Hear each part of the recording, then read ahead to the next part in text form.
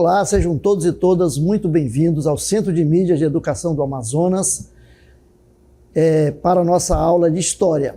Eu sou o professor Josino Malagueta, do componente de História, e vou ficar com vocês aqui nessa viagem pela História. Vamos ler o objeto de conhecimento, as especificidades dos diversos processos de independência nas Américas. E como detalhamento nós temos independências na América Espanhola. Tudo bem? Vamos então começar a nossa aula.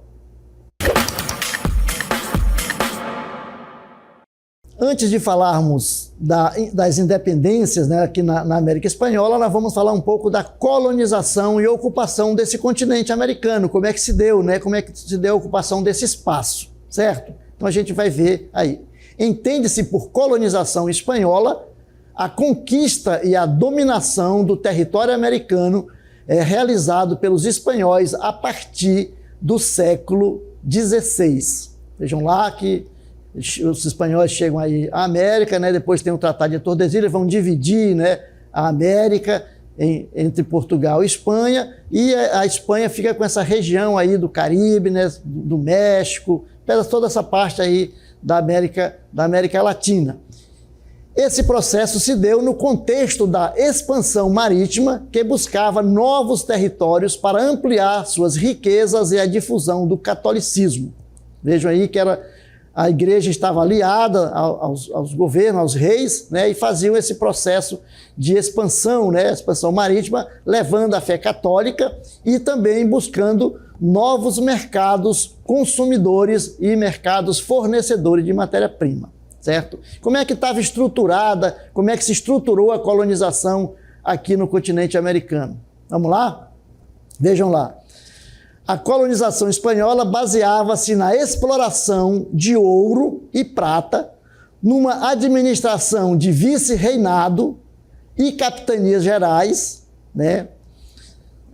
tendo uma sociedade hierarquizada com diferentes grupos étnicos, certo? Vejam lá, essa forma de estruturação das colônias fez com que a gente vai entender por que aqui na América Espanhola nós vemos muitos países, exatamente porque a estrutura administrativa acontecia com esses vice-reinados, essas capitanias gerais aí que faziam o processo de colonização, certo? E aí como é que a sociedade estava também estruturada, como é que estava organizada a sociedade aqui na América Espanhola. Vamos lá? Vejam lá. Tinha uma estrutura social aqui na América Espanhola, colonial, estava dividida em primeiro grupo que estava no topo da pirâmide, chamado de chapetones. Quem eram os chapetones, professor? Os chapetones, eles eram os espanhóis, aqueles espanhóis que vieram da Espanha e se fixaram aqui. Então eles estavam aí no topo da pirâmide. Um pouco mais embaixo nós tínhamos os crioulos. Quem eram os crioulos? Os crioulos eram os filhos de espanhóis que nasceram na América e não detinham os mesmos privilégios que os chapetones, como os espanhóis. E esse aí ficava no centro da pirâmide, como nós já falamos. E embaixo, na base da pirâmide, nós tínhamos aí os índios, os indígenas, os mestiços e os afrodescendentes. Então, assim, estava estruturada a sociedade aqui nas colônias americanas espanholas, certo? Muito bem. E aí, vocês vão ver que a abrangência da colonização espanhola ela foi bastante grande, Toda essa parte em azul compõe a chamada América Espanhola, mas ela também teve outras possessões em outros continentes. Vejam lá, a Espanha colonizou vastas regiões como o México, a Argentina, a Colômbia, o Peru e também as Filipinas, entre outros territórios. Os espanhóis construíram um império que abarcava a América, a Ásia e a Oceania. Vejam lá que não era pouca coisa, Os espanhóis, então, tinham aí um processo imperialista bastante grande no sentido da colonização, Muito bem, e a gente vai ver agora como que estava estruturada aí essa questão de como que se dava, né, essa colonização. Vamos lá? Muito bem. Então nós vamos agora ver como que estava aí, como é que estava organizada esse processo de colonização, o que eles buscavam, né? O que eles pretendiam, não é isso? Vamos ver?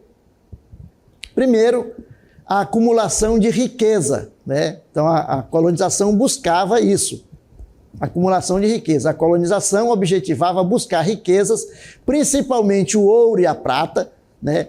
E descobriu-se grandes depósitos de ouro no México, como em Tenochtitlan, e de prata no Peru, como em Potosí.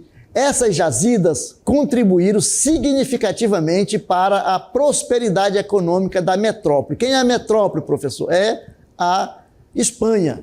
A metrópole é o país colonizador, né? Nós temos a metrópole e a colônia, certo? Então aí acumulação de riqueza. Depois nós tínhamos aí, buscava também o monopólio comercial, certo? Monopólio comercial. O que era isso? Os espanhóis, além de buscarem a acumulação de riquezas, também procuravam um monopólio comercial das colônias. Para isso, uma série de leis foi implementada, as chamadas Leis das Índias, que objetivavam regular o comércio entre metrópole e as colônias. Aí também nasce o chamado Pacto Colonial, não é isso? O que é o monopólio? É você ter o domínio do comércio com aquele determinado país ou com aquela determinada colônia, né? Então, ela só pode comercializar com você. Então, isso é o monopólio, certo? O que eles buscavam mais nesse processo aí de colonização? O que eles buscavam? Buscavam a expansão territorial e privilégio, né? E prestígio também, né? A expansão territorial era um expediente político muito importante, pois com isso os monarcas aumentariam o tamanho de seu império, consolidando desta forma seu poder global. Então vejam lá, a expansão territorial estava dentro desse processo aí de colonização, né? Começado aí com as chamadas grandes navegações e o processo do mercantilismo, que a gente já viu em outra aula, certo? Muito bem. Além disso, eles buscavam mais o quê? O controle político e administrativo das regiões colonizadas. Vejam lá, era essencial o controle político e administrativo sobre as colônias. Para isso, foi criado um sistema administrativo centralizado com os vice-reinados, as capitanias gerais e as audiências, garantindo assim a autoridade real sobre os territórios colonizados. Professor, explica um pouco melhor para nós aí a questão dos vice-reinados. O que eram esses vice-reinados? Os vice-reinados eram como se tivesse aqui na América Espanhola um rei, que era vice-rei, né? Era como se fosse a representação do rei aqui. Então, os vice-reinados. Por isso, tinha força administrativa, não é isso? Tínhamos também aí as chamadas audiências. A audiência era como que o poder judiciário, né? Ali onde se faziam os julgamentos. Também a colônia também tinha essas audiências aí. As capitanias, né, chamadas capitanias gerais, e as audiências. Então, a colônia estava estruturada para o processo, né, da colonização, e com isso tinha a presença da metrópole aqui, cobrando imposto, né, fazendo todo o processo de exploração das minas, etc. Certo? Muito bem. Vamos então continuar nossa reflexão nesse caminho aqui da história da América Espanhola, certo? Muito bem. Exploração de recursos naturais, um outro propósito aí da colonização. Além do ouro e da prata, buscavam também outros produtos naturais, como por exemplo madeira, né? Como produtos agrícolas, o açúcar, o tabaco e o café, cultivados em plantações onde se utilizava a mão de obra indígena ou africanos escravizados, certo? Então, esse aí era o objetivo da colonização. E aí, a partir dessa colonização, nós tivemos a formação de alguns países, né? A partir desses vice-reinados, a gente vai ver que vão surgir os países quando vier a independência. Vamos ver, então? Vejam lá, ó, nós temos aqui a colônia espanhola, a chamada Nova Espanha, que é o México. O período de colonização foi de 1521 a 1821 e surgiu o México dessa colônia aí. A Nova Granada, que é a Colômbia, de 1717 a 1819 surgiu a Colômbia. O vice-reinado do Peru, de 1542 a 1824, surgiu aí o Peru, o estado do Peru, quando foi feita a independência. Rio da Prata, né, aí a Argentina, de 1538 a 1816, surge a Argentina, o Uruguai e o Paraguai. E a Capitania Gerais do Chile, 1541 a 1818, vai surgir o Chile, certo? Temos mais? Temos a Capitania Geral da Guatemala, né, que foi de 1524 a 1821, formou a Guatemala, Honduras, El Salvador, Nicarágua e Costa Rica. Capitania Geral de Cuba, 1511 a 1898, surge aí Cuba. Capitania Geral de Porto Rico, nós temos de 1508 a 1898, surge Porto Rico, o território não é incorporado dos Estados Unidos, hoje pertence aos Estados Unidos. E Ilhas de Filipinas, de 1565 a 1898, surgiu aí as Filipinas. Veja aí como é que é o processo todo aí desse processo de colonização e depois o que aconteceu com a independência dessas regiões, certo? Muito bem. Gente, a gente vai perceber, né, que esse processo aí da colonização na América Espanhola, chamada América Espanhola, foi muito forte no sentido do ouro e da prata, da exploração, né, do ouro e da prata, que foi exatamente isso que fez com que os espanhóis não levassem em consideração a região lá da chamada América do Norte, que foi ocupada depois pela Inglaterra, pela França, né? Aí surgiu o Canadá, surgiram os Estados Unidos, porque eles acharam ali a galinha de ovo de ouro, né, que eram as minas, né? Os indígenas, os povos originários que viviam naquela região já conheciam o ouro e a prata, né, já exploravam tudo isso, e eles então vão buscar, né, se fixando aí na questão da exploração do ouro e da prata. É importante eu vou dar para vocês aqui uma dica de um livro que é interessante a leitura dele, chama-se Veias Abertas da América Latina, do Galeano, que vai dar toda essa história para nós aí desse processo de colonização espanhola. Tá? Vamos ver então as consequências da colonização espanhola, certo? Vejam lá.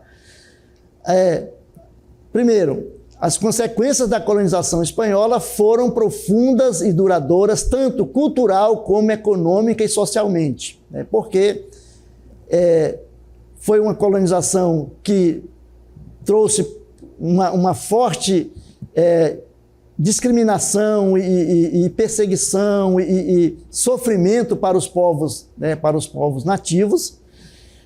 Os espanhóis destruíram impérios que já existiam aqui na América, como, por exemplo, os incas, os astecas, os maias, né, que eram povos estruturados, eram também impérios que já existiam aqui no continente, foram destruídos, né, pelos espanhóis de forma assim, muito violenta, e os indígenas sofreram demais, né, com esse processo aí de colonização da Espanha.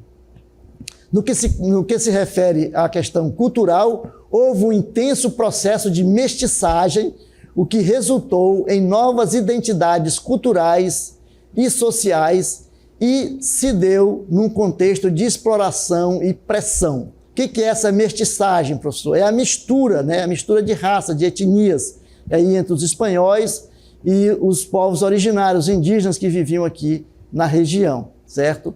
Então, é interessante a gente perceber como que tudo isso aconteceu, certo? Muito bem. E aí, no campo econômico, nós temos aí as colônias tornaram-se grandes fornecedoras de ouro e prata para a metrópole, enriquecendo a Espanha, mas também desencadearam uma forte inflação nos preços na Europa. O sistema de encomenda e a exploração dos recursos naturais tiveram impactos negativos na população indígena, levando a declínios populacionais e deslocamento. Vejam lá, então isso mostra que a questão da exploração trouxe problemas sérios, né, para a região, também para a Espanha, porque gerou inflação na Espanha e aqui o processo de extermínio, né, dos povos indígenas que habitavam aqui. O que eram as encomendas? Vejam lá que tem sistema de encomienda, né, encomenda ou encomenda, né, encomenda. Era um estilo, um sistema de exploração que a Espanha adotava e que trouxe aqui para a colônia, onde um fidalgo, né, um nobre, tinha o direito, era dado a ele o direito pelo rei, de dominar e explorar, cobrar imposto por exemplo, de uma grande quantidade de povos indígenas. Eles então aí pegavam e exploravam esses povos, cobrando imposto. Nós chamado sistema de encomenda, certo? Muito bem, vamos então continuar. Vamos ver então qual foi o papel da Igreja Católica na colonização espanhola. A Igreja Católica teve um papel preponderante na colonização. E a gente vai ver esse papel agora. O papel que a Igreja exerceu na colonização espanhola foi de fundamental importância. Por quê? Primeiro, teve uma intensa atividade catequética. Nós temos aqui, né, na nossa imagem aqui do lado, né, os padres, aí, principalmente padres jesuítas, né, que faziam esse processo de catequização, de cristianização, né, transformando, né, os indígenas, os povos originários, em cristãos, né, em católicos. Então, um processo de catequização. Proibição da escravização dos povos indígenas. Então, existia uma luta muito grande entre os colonizadores e a Igreja Católica, porque em alguns aspectos a Igreja Católica não queria a escravização dos indígenas. Então, existia essa luta entre os padres e os colonizadores. Não significa dizer que a Igreja também não tivesse os seus indígenas trabalhando para eles ali de forma como escravo, mas eles, no geral, eles lutavam para a não escravização dos indígenas. Depois, a Igreja Católica possibilitou o processo de aculturação dos indígenas. Ela vai trabalhar nesse processo de aculturação, né? Dos indígenas aculturar-se, isto é, os indígenas passam a viver a cultura, né, dos espanhóis, que não é uma coisa boa, né? Isso não é legal. Vamos lá então, continuando. A colonização espanhola, as consequências dessa colonização. Então, a criação de diversas colônias aqui na América, o enriquecimento da metrópole pela exploração de produtos minerais e agrícola, né? Então, houve esse enriquecimento da metrópole, sempre falando de metrópole, que é o país colonizador, no caso aqui a Espanha. A criação de uma elite que se achou herdeira dos povos nativos, né? A elite achava que era dona, né, dos povos nativos, então ela aí tinha essa criação essa ideia aí, né? A intensa guerra contra os indígenas e o massacre de muitas de suas nações, então aconteceu isso por parte, né, dos espanhóis, nós já falamos disso, né, dos próprios povos originários que viviam aqui, que já estavam estruturados, que já eram civilizações já bastante organizadas, já complexas, né, que foram eliminadas e extintas, né, pela força do poderio espanhol, porque eles tinham o conhecimento da arma de fogo e os indígenas não tinham, né. A criação de uma estrutura administrativa e burocrática que serviu de base para as futuras nações modernas do continente. Então, como eram bastante divididas, né, essas colônias, né, as colônias aqui nos vice-reinos, esses vice-reinos, como a gente viu lá atrás naquele quadro, cada um desses vice-reinos gerou um país independente moderno a partir do processo de independência, certo? Muito bem. Então aí a gente vai caminhar para o processo de independência da América Espanhola, certo? Então, nós começamos falando aí do processo de colonização, porém, esse essa colonização, vai chegar um dia que vai haver uma ruptura, né, entre a metrópole e a colônia. As colônias não vão mais suportar, né, essa exploração de forma passiva. E também por influências, né, que nós vamos ver do iluminismo, né, da França, das ideias francesas que também chegavam aqui no continente, né, da própria independência das 13 colônias americanas, ali da Inglaterra, que se ficaram independentes, foi o primeiro grupo de colônias a se tornar independente no continente americano. Então isso vai gerar todo esse processo de luta pela independência. Vejam lá. Então a independência da América Espanhola foi um movimento histórico ocorrido entre os anos de 1810 e 1820, que levou à emancipação de diversas colônias espanholas no continente americano, certo? Então aqui nós temos um quadro que mostra aí esse processo, essa luta, né, de independência. E agora nós vamos ver o contexto da independência na América Latina. Como é que se deu? Qual foi o contexto, né, dessa independização aqui na América Espanhola? Vamos lá? Vamos ver agora o contexto em que aconteceu a independência das colônias espanholas. Vamos lá? Então nós vamos ter, nesse contexto, nós vamos ter causas externas e causas internas. Quais foram as causas externas? A influência da Revolução Francesa e das ideias iluministas. A Revolução Francesa, nós já trabalhamos sobre ela aqui, foi um movimento muito importante que aconteceu na Europa, na França, mas que se espalhou tanto no continente europeu, mas que extrapolou o continente europeu, chegou também em outros continentes e atingiu também o continente americano, influenciando diretamente, por exemplo, a independência dos Estados Unidos, não é isso? E as ideias iluministas, aquelas ideias dos revolucionários franceses, elas também chegaram em outros continentes, atravessaram, né, o mar e chegaram, né, atravessaram o Atlântico e chegaram aqui no continente americano.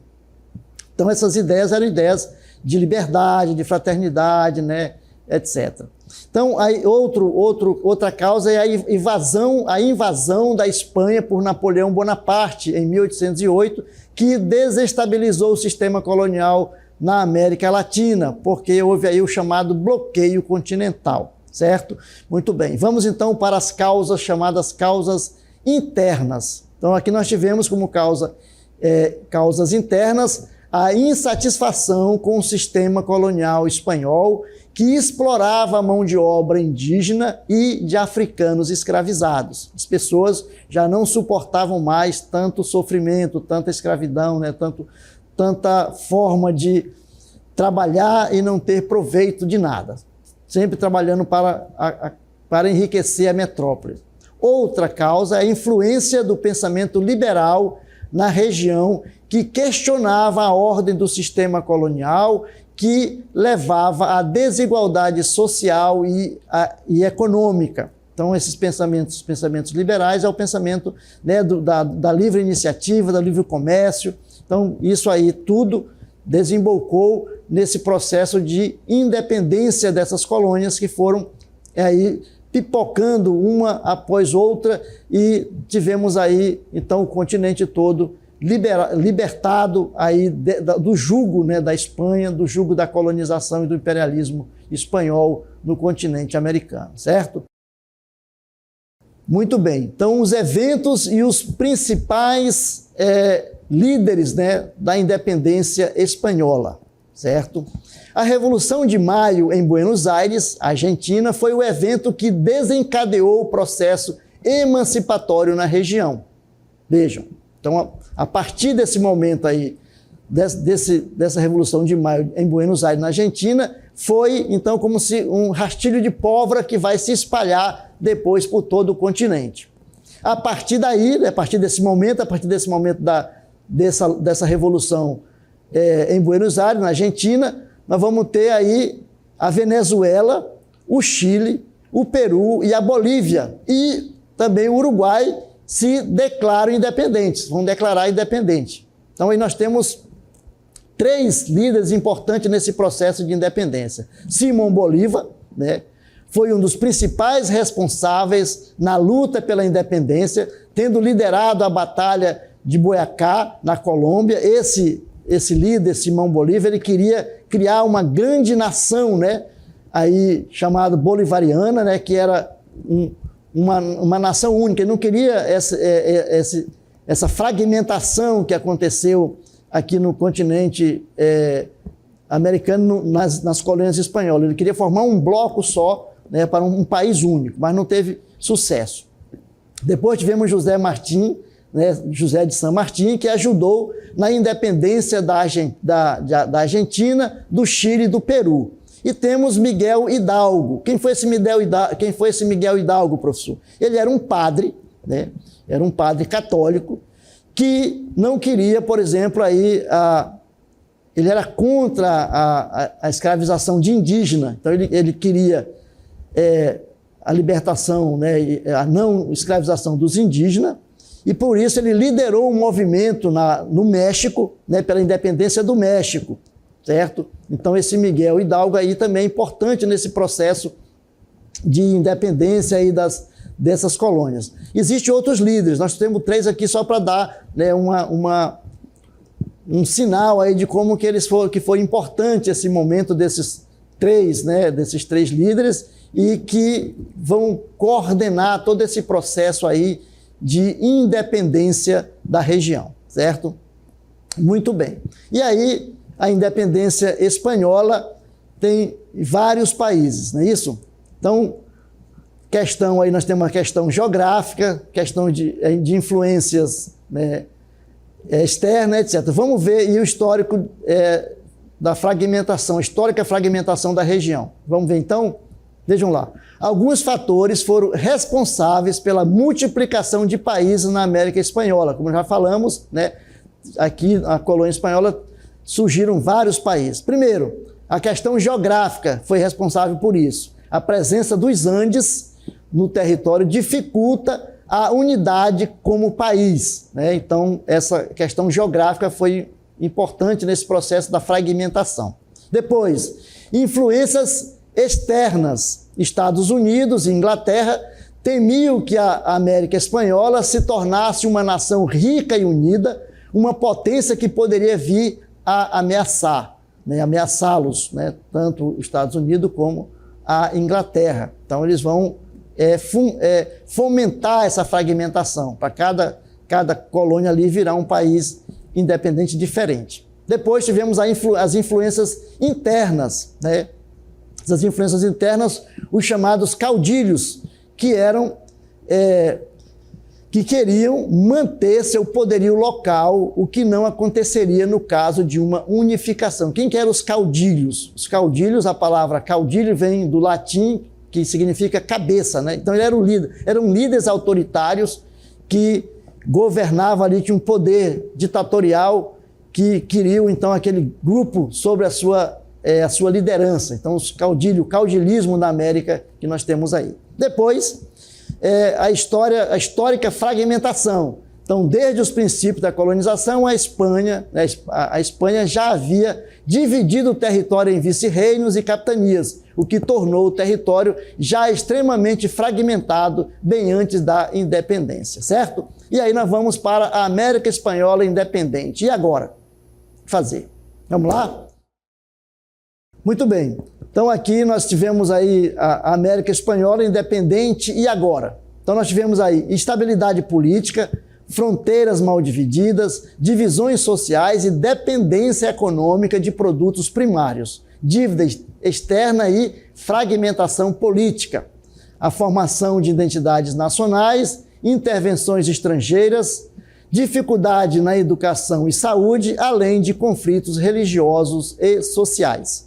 Todas essas questões afetaram a estabilidade, desenvolvimento e relações internacionais na região. A gente fica por aqui e até uma próxima aula.